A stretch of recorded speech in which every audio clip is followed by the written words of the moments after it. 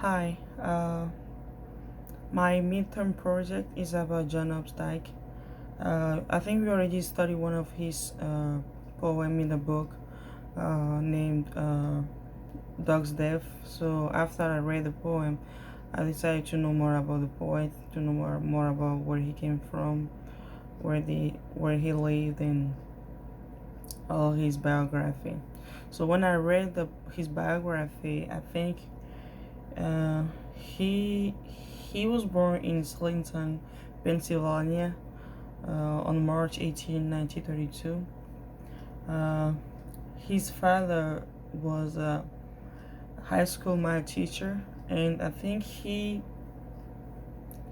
his mother was the person who make him like literature a lot because of the way she loved reading books. And yeah, so he was a multitasker. People knew him as a novelist, critic, short story writer, poet, essayist, and a dramatist. He was devoted to the literature due to his mother, who also loved the literature. He was married twice. First, he was married to Mary Pennington, and the following year they both went to London, where he studied at Oxford. He studied art at Oxford, and then he began his career by publishing his first volume, a collection of poems.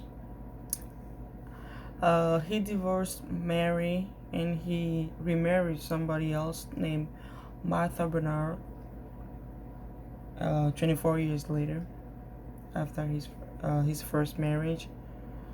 And then he studied at Harvard University too.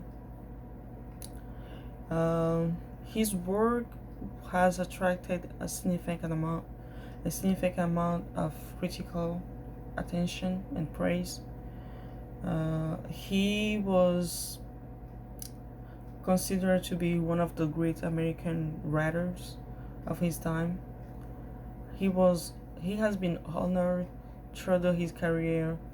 Twice he received the National Book Critics Circle Award and the Pulitzer Prize. He also received the American Book Award, and he was elected to the American Academy of Art and Letters. So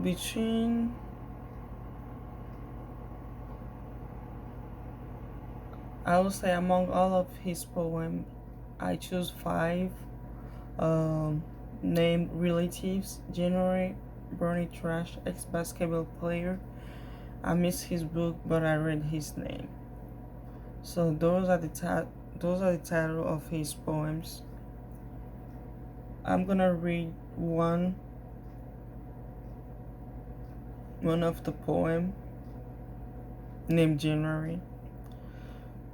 The days are short, the sun a spark hung thin between the dark and dark. Fast snowy footsteps track the floor, make bottles burst outside the floor. The river is frozen place, held still beneath the trees of lace. The sky is low, the wind is gray, the radiator pours all day. So that's the first poem, January. But the poem that I choose to analyze is the ex-basketball player. Is one of my favorite. Is about a man named Flick Webb, whose wasted potential has led him to this small, melancholic life. Flick was portrayed as a daydreamer who was fantasizing about his glory days. He worked at the gas station next to his high school. His career was cut short. He lost opportunities to be either famous or happy. But today he visualizes how his life could have been if his career was not cut short. He turned into a pathetic gas pumper, and he's left with past aspirations of playing basketball. We all, you know, at some point are in our life maybe miss an opportunity or miss we have the potential to do something great, but we were so busy, maybe playing around because we think we were too young, we have all the time of our life, but we end up seeing the time pass by and we miss the opportunity.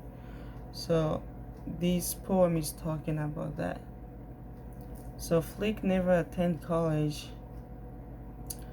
and he he people could say that he's gonna be a great basketball player, but he missed it, and he ended up being somewhere just next to his high school where he can see all his past fames and all his past glories, and he couldn't have all that again because he missed the opportunity.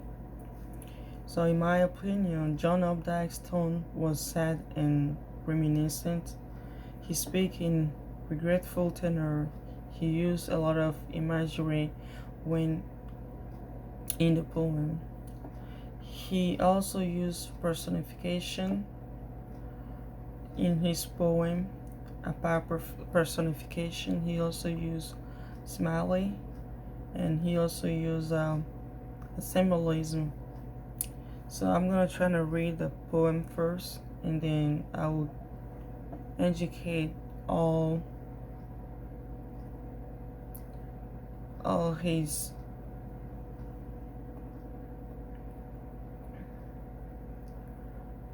ex-basketball player. Pearl Avenue runs past the high school lot, bends with the trolley track, and stops cut off before it has a chance to go 2 blocks. At Colonel Makomsky Plaza, Berth's garage is on the corner facing west, and there. Most days you'll find Flick Webb, who house burned out.